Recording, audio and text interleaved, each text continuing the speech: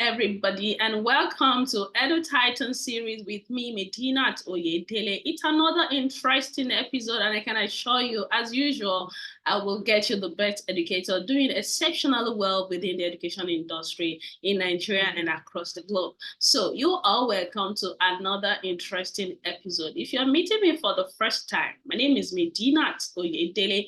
I'm a bilingual educator. I'm a podcaster. I'm a personal development coach for educators. Let me summarize it like that because the list is like endless.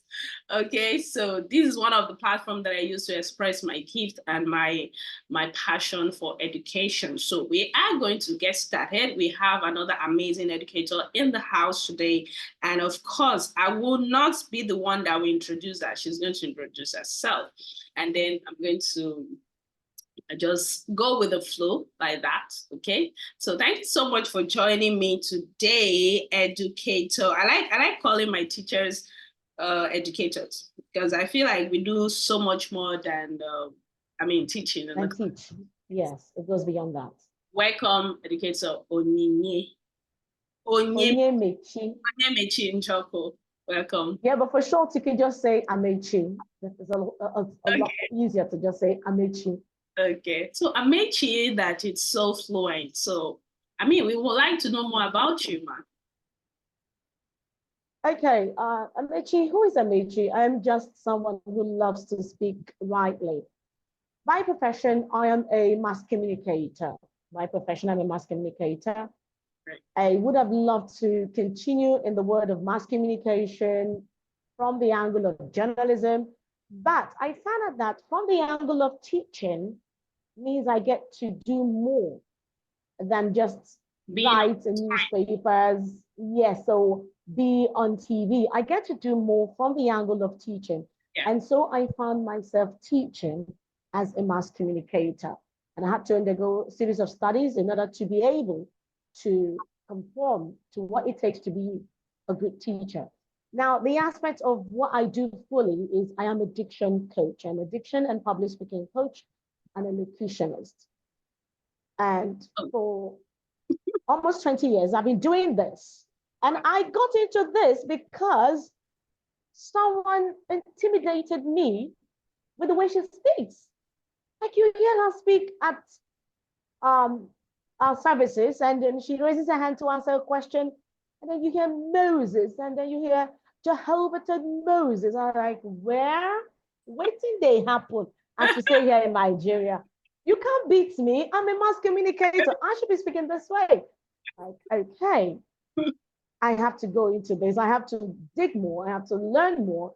And I found out that, honestly, when you speak widely, you command respect. The room. You command the room.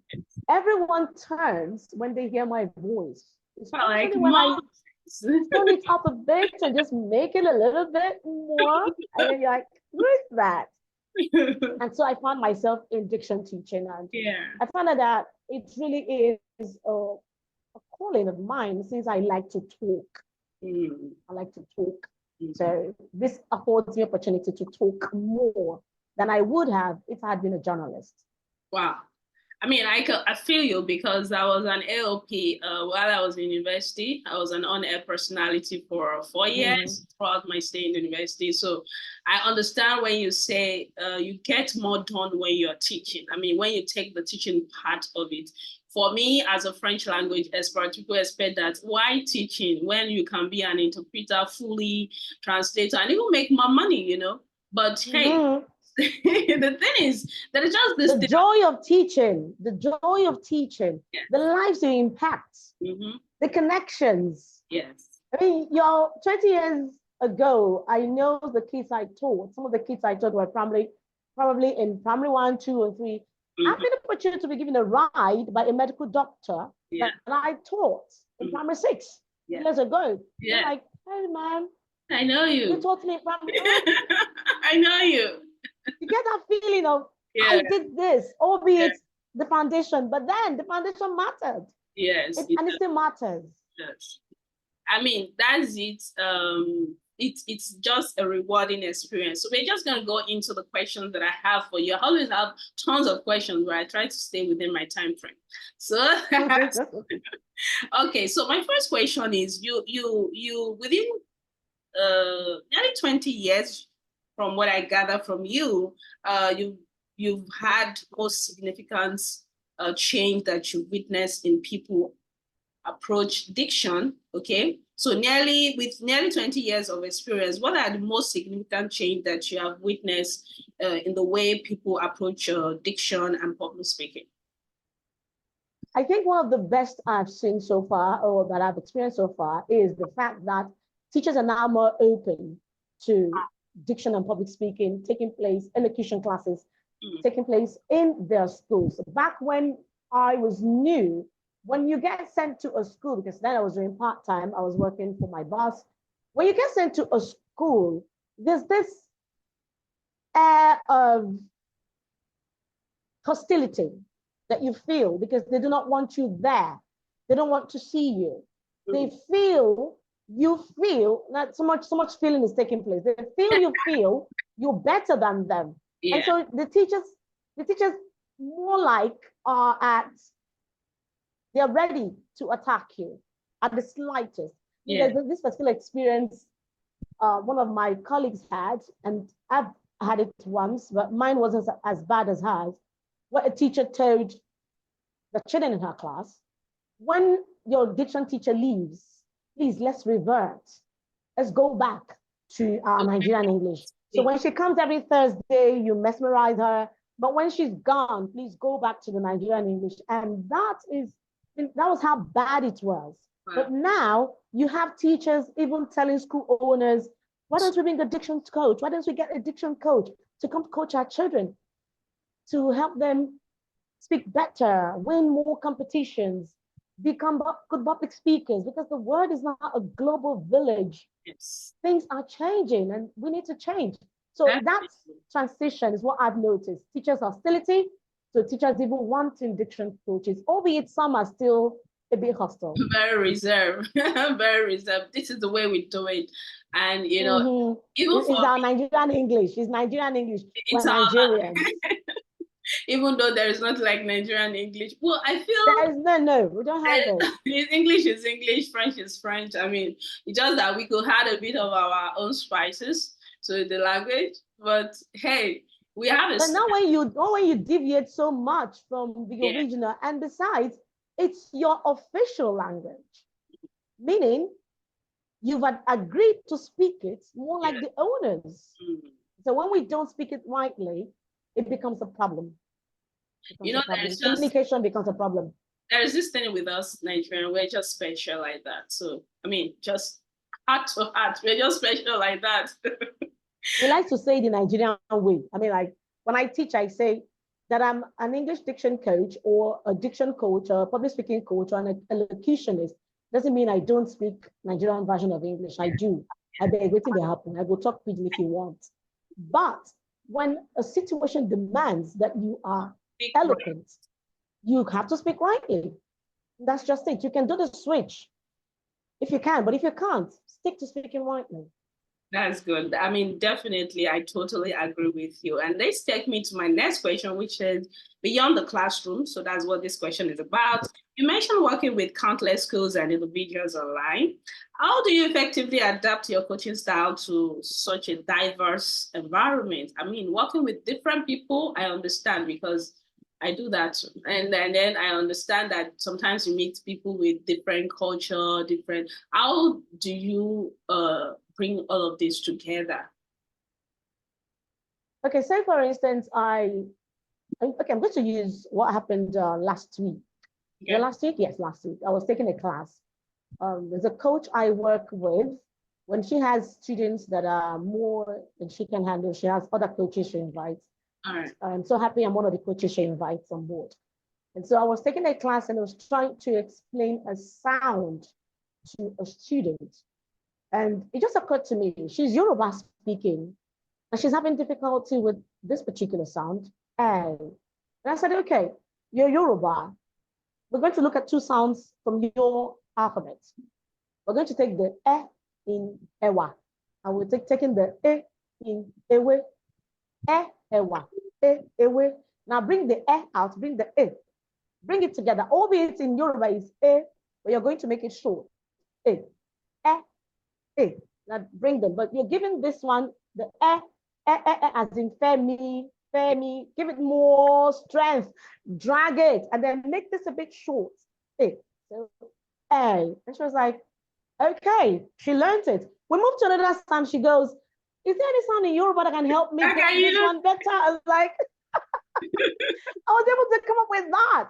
It doesn't mean I'll come up with all the sounds, but so that's what I try to do when I teach students, Australian Nigerian students, and I notice you're having a bit of a problem with a particular sound. I go into, I'm an Igbo speaking person, so I go in, if you're Igbo, I go into my own Igbo alphabets and sounds, and then I look for something close that I can bring on board to enable you enunciate the sound I want you to. And when I do that, they click, they learn it. And I say to them, okay, just think of this name or this thing, and then you remember this sound. And it works. So that's what I try to do. What around you, what do you have in your environment that can enable me help you master a particular sound quicker than the need be, quicker than the rate at which you're going, because I want you to become an eloquent speaker. So I had to adapt like that. And then of course you have the issue with time. That's another big issue. Some students will tell you they want to be online at about 10 p.m. And I want to be in bed. But I've got two goals: to put knowledge in your head and to put money in my bank account. So obviously these two things help each other. So okay, sleep should go and wait a bit. I'll do the 10 o'clock class. So I have students say 10, 11 p.m.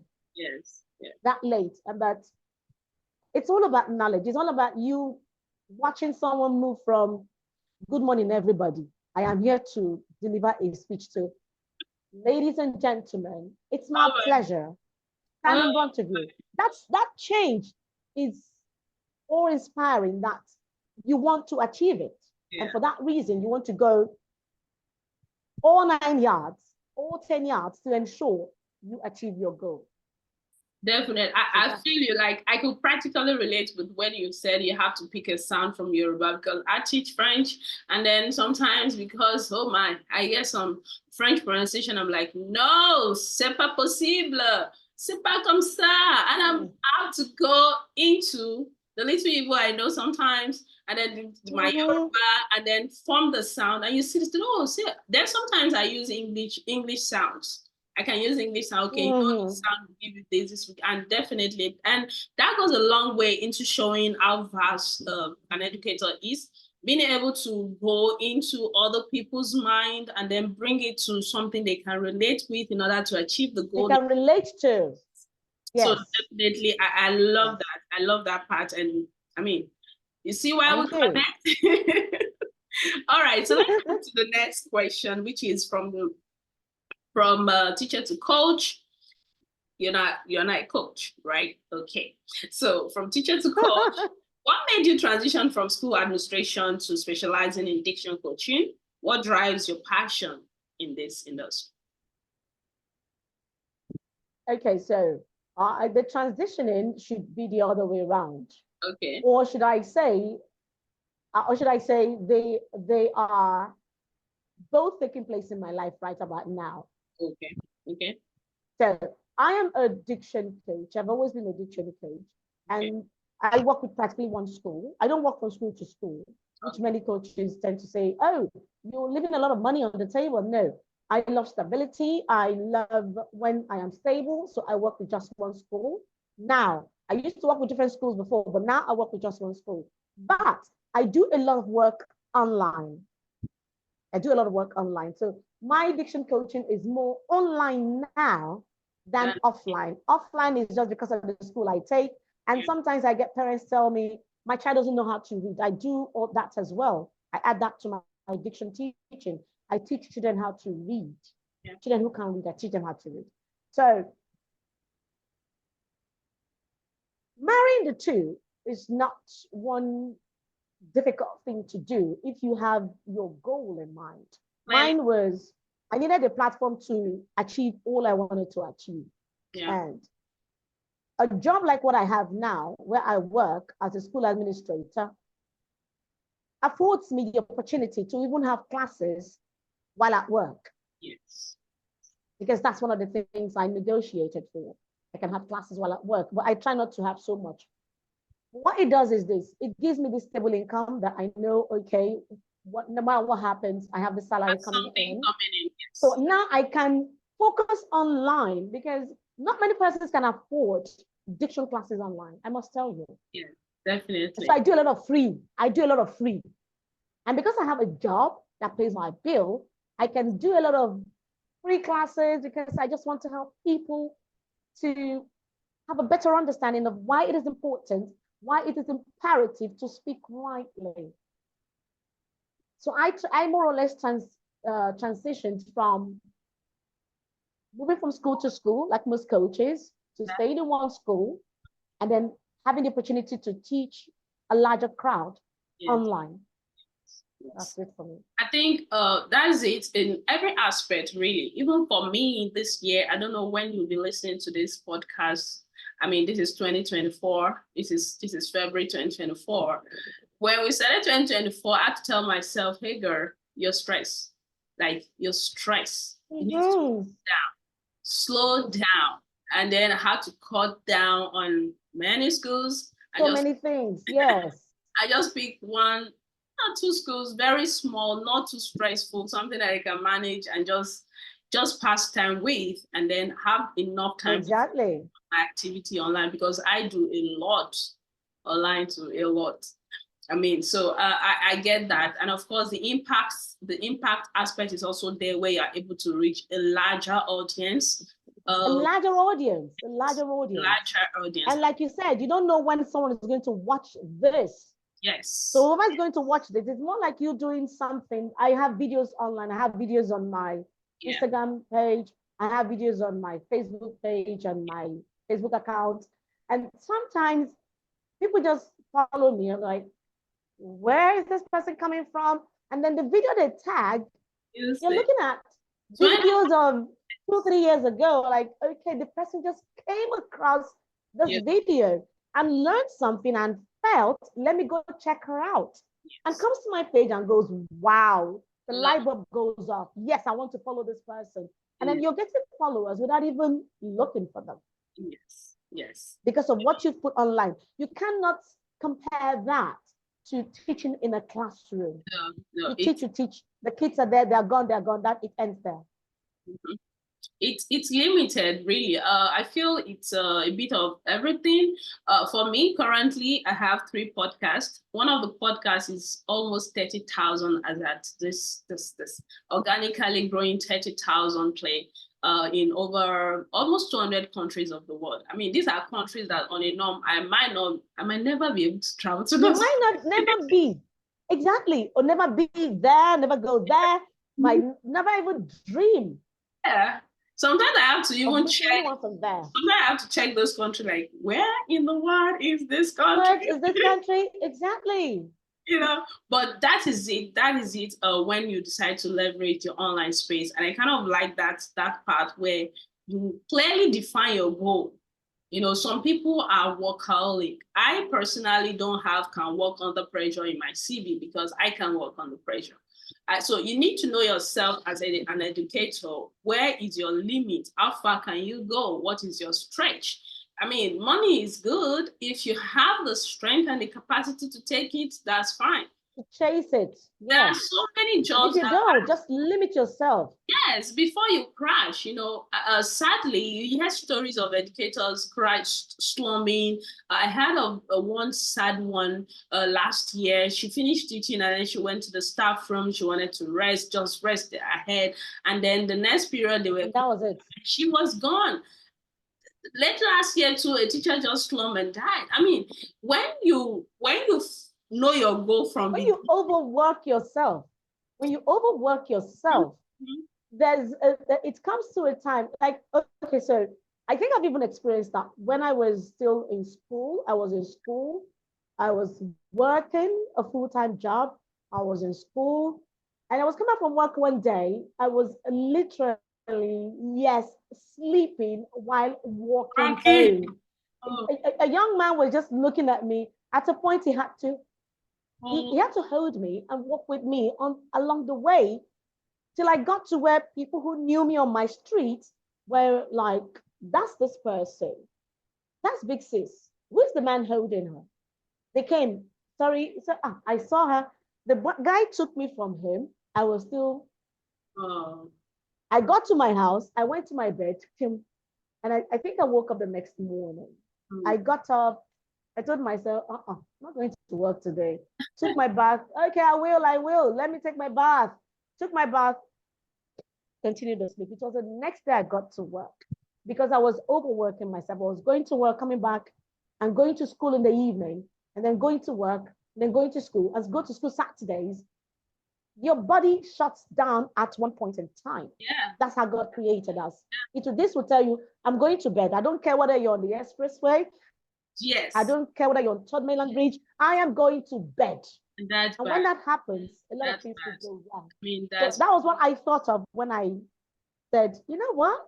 I'll stick to one school and I'll do the rest online. And besides, I'm making more money that way. yeah, and that is, thank you for the last statement, because really this year, this is just February, like I said, depending on when you'll be listening to this, when you'll be watching this. And I can tell you that I have slowed down with the schools, and then I have more flexibility. I have more time for even self-care, and I have more time to spend online. And then I'm not feeling the gap in my income because I have products, I have online courses, I have interact. Sometimes I officiate events virtually. I'm not moving that from the comfort of my home, and I'm paid to do that.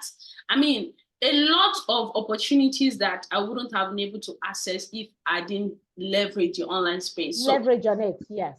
I mean, it's a whole lot that we are missing, especially when we decide to work up ourselves. And I think it's natural for teachers because we want to get so many things done at the same time, and then you're losing yourself in the process. So, hey, teacher, hey, educator, you're listening to this, you're watching us. We love you. We want you to stay alive. We do. You have to be alive to make impact. So please listen to your body and slow down, slow down, slow down. If you need help in any way to build your brand, please reach out to me. Of course, we're here. In any way, there are courses, there are free ones, there are paid ones, that are, even if you just go through this podcast alone, there are amazing episodes I've dropped here that can help you jumpstart your online activity. So please slow down. We love you.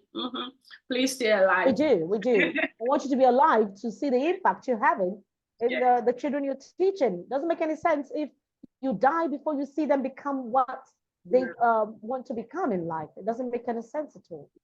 So slow down. Just go slow down a notch. Thank you so much. I like the way we kind of just putting it out there raw, no dilute. We are not diluting anything. I'm not gonna edit this video. You're just gonna hear it like that. I'm not editing this episode. You hear it like that. Yes, so that we can help each other. So let's move on to another question that I have here. You mentioned continuous research and self-reflection as integral part of your practice. Can you share an example of how this impacted your coaching approach?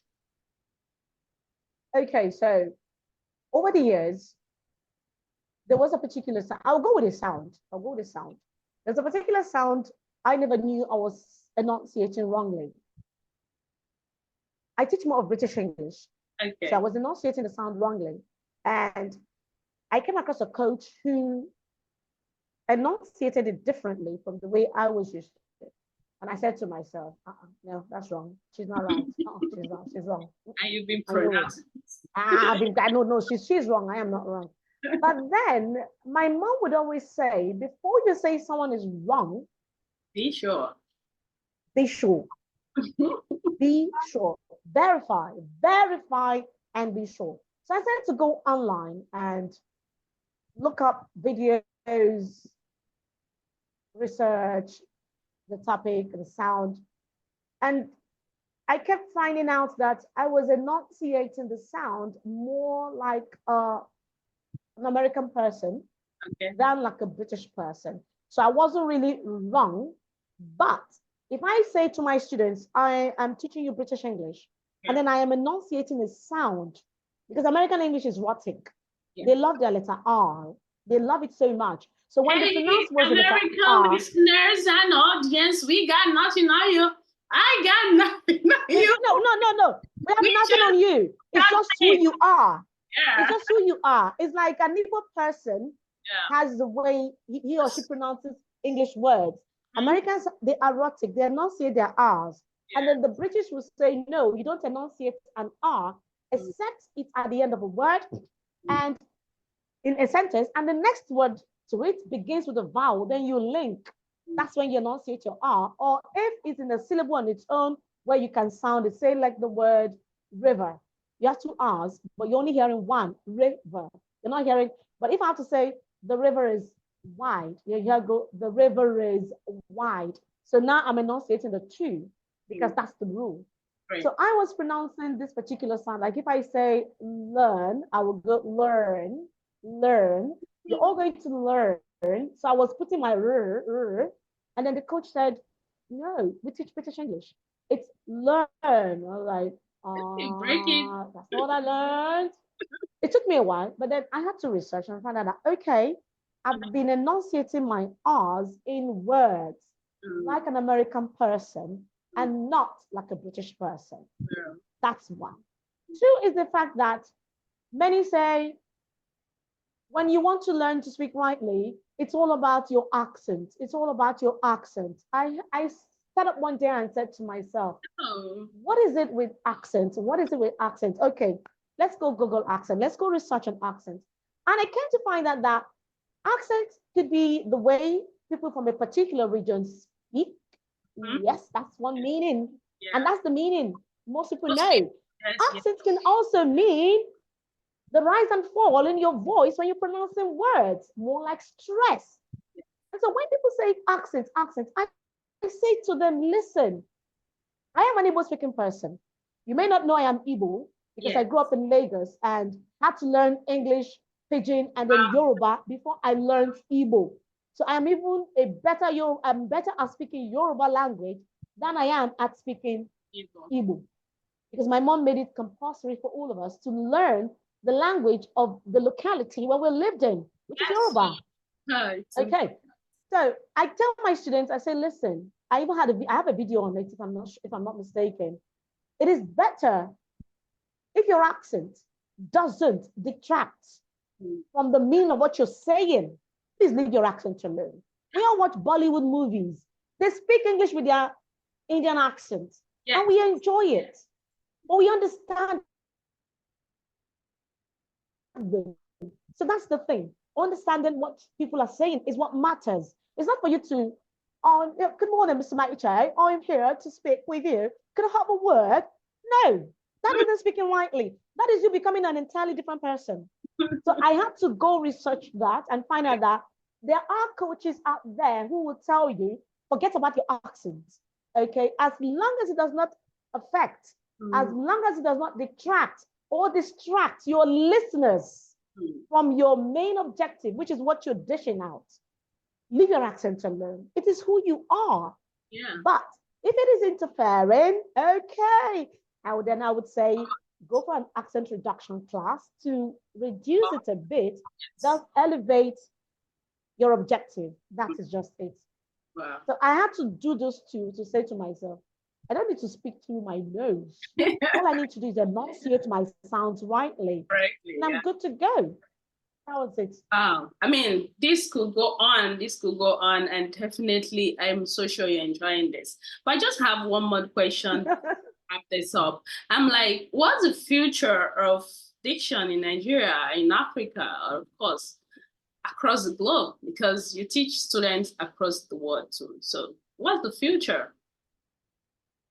We are on a journey to eloquence. It's a journey to eloquence. And it will get to a point where many will be good public speakers and you'd have so many speaking widely that you may not even need diction coaches anymore in Nigeria.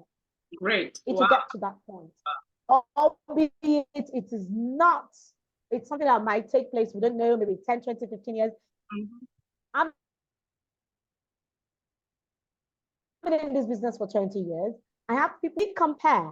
I've come across coaches who said, back in my days, back when I was just new in this diction business, you would have to haggle and haggle, more like you're haggling for the price of fish in the market to get a school to agree to bring you on board. And I said back in when I started, we had teachers who would look at you with all the hostility in the world, as they say, a look at you like this, just one look, and you probably drop dead. And now we're having teachers who go to school owners to say, we need a diction coach. So you see the transitioning is taking place. People are becoming more open to it. And now, since the advent of coronavirus, online learning has opened the minds of Nigerian parents to the fact that my child can go to school, learn all he wants to learn in school, and then come home and still learn diction coach. 2 o'clock, I have a class, it's for children. 6:30, I have another class, it's for adults. And then I am online teaching. So they go to school, and then sometimes I think what fascinates me most is when the children will come and say, my teacher, my diction teacher, I'm like, okay, your diction teacher needs a diction teacher. We do better, definitely. But for me, I think in another 20, 30, 40, 60 years, we'll get to a point where virtually almost everyone here in Nigeria is speaking widely, because a lot of schools are embracing it. A lot of parents are embracing it, and they are open to it more than they were 20 years ago. And now they are open to it. So it will get to that point. What will only affect it is technology, how well teachers adapt. Because when time changes, you change with time. Definitely. Rainy season, we'll have what we were doing the rainy season. We have what we were doing Hammertown. We have what we were doing dry season. So it's applicable to your profession. Yeah. If you're not tech savvy, you won't survive in this. You won't survive here. I mean, there's a word you'll become redundant very soon. As the word you mentioned that has not left me, we're on the journey to eloquence. I think I'm just going to create a flyer and just post. It's a journey. This is what I do, is the journey. I put you on a path. I set you on a path to eloquence. I teach you. I jumpstart the journey. I kickstart it for you. And I give you what you need to continue. Should you at any point stop putting to use what you're learning, you're off that journey. You've arrived at your destination. But for us, we say there's no destination, because English language is one language that evolves, that keeps bringing up new words. And if you are not in tune with it, you'll be left behind. Definitely. That's just the gospel truth. That's just the gospel truth. Wow. So it's a journey to eloquence. I'm going to I'll just create a flyer about that and just put and tag you. I mean, thank you so much for coming on board today. It's been an amazing experience. I mean, even personally, I think I have to kind of tune up my addiction. Thank you so much. You're such an amazing soul. I love the realness in your conversation. Thank you so much for what you do.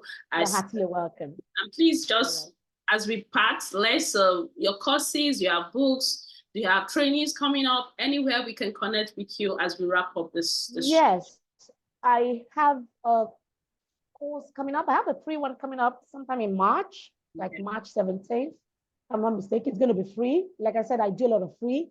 And I also do a lot of challenges. I'm having a challenge in April, a challenge in June, and a challenge in September, or if I'm not mistaken.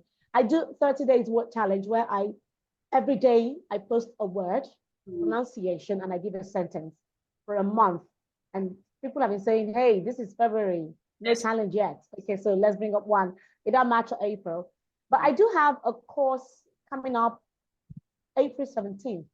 It's a course that is meant to open the way for anyone who wants to learn to speak widely. It's going to be so cheap. When I say cheap, it's that cheap. Is I'm still thinking if I'm to put it at 1,000 naira or 1,500 naira. It's not cheap because I want many persons to come on board